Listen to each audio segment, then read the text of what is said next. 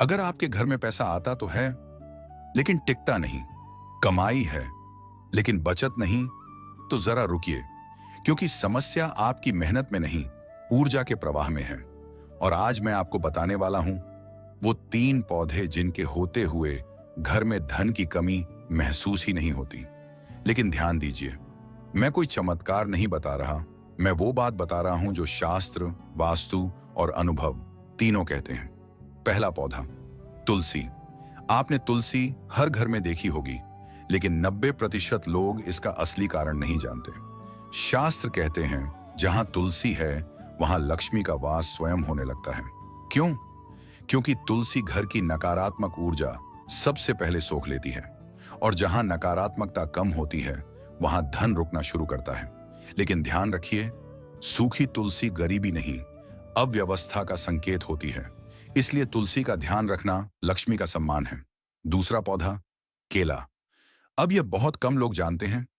केले का पौधा गुरु ग्रह का प्रतीक माना गया है, और गुरु का अर्थ है ज्ञान, मार्गदर्शन, स्थिरता और धन का सही उपयोग।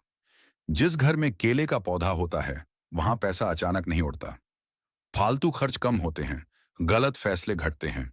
इसीलिए गुरुवार को केले के पौधे की पूजा की जाती है, क्योंकि गुरु मजबूत होंगे तो धन भी संभलेगा। तीसरा पौधा, मनी प्लांट। अब ध्यान से सुनिए, मनी प्लांट नाम से ही नहीं, प्रभाव से भी धन का पौधा है। लेकिन गलती कहां होती है? लोग इसे बाथरूम में रख देते हैं। यहीं से धन की ऊर्जा नाली में चली जाती है। शास्त्र और वास्तु कहते हैं मणि प्लांट घर के उत्तर पूर्व या पूर्व दिशा में साफ और रोशनी वाली जगह पर रखें। और एक बात, अगर मणि प्लांट तेजी से बढ़ रहा है तो समझ लीजिए धन का रास्ता खुल रहा है।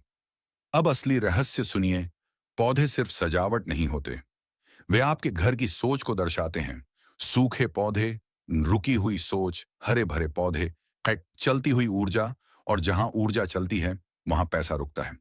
आज माता पिता के लिए एक बात, अगर आप चाहते हैं बच्चे संयमी बने, घर में फिजूल खर्ची कम हो, पैसा टिके, तो घर में कम से कम एक जीवित पौधा जरूर रखें, क्योंकि पौधों की देखभाल अनुशासन सिखाती है, और अनुशासन ही धन को रोकता है।